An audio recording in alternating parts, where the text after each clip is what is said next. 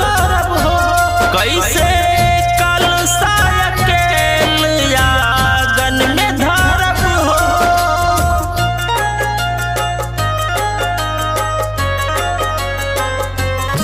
कैसे दुर्गा दुलारी के स्वागत करब हो। कैसे कलशा अकेल आंगन में धरब हो। 2 दिन बाद नवरात पिया बावे हो। बोलो आई बबलम जी कहिया गावे हो। 2 दिन बाद नवरात पिया बावे हो। बोलो आई बबलम जी कहिया गावे हो।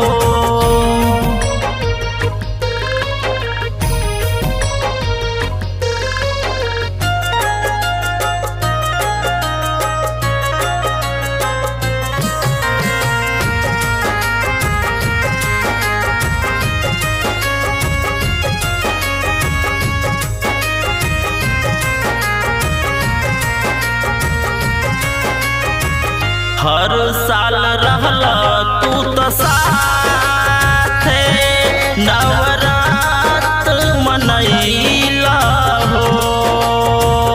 कपार पे आइल दशहरा नहीं अभी ले तू आइला हो।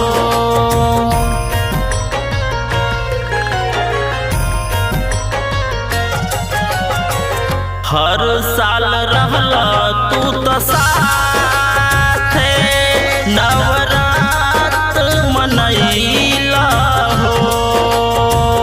कपार पे आइल दशहरा नहीं अभी ले तू आइला हो।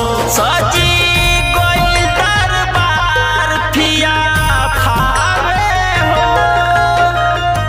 2 दिन बाद नवरात पिया बावे हो। बोलो आई बबलम जी कहिया गावे हो। 2 दिन बाद नवरात पिया बावे हो। बोलो आई बबलम जी कहिया गावे हो।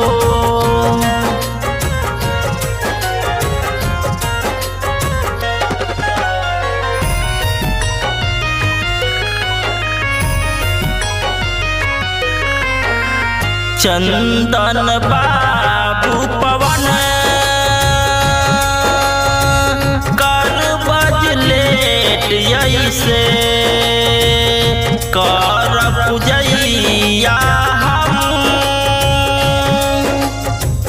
सातों बहिन के कैसे।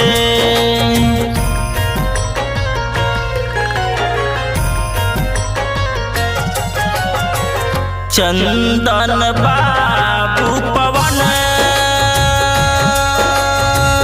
कर बजलेट ऐसे कर पूजैया हम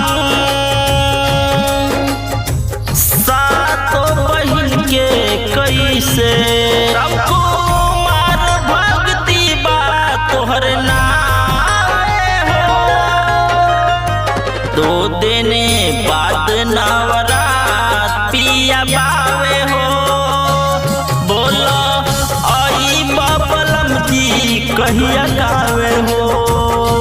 2 दिन बाद नवरात पिया बावे हो। बोलो आई बबलम जी कहिया गावे हो।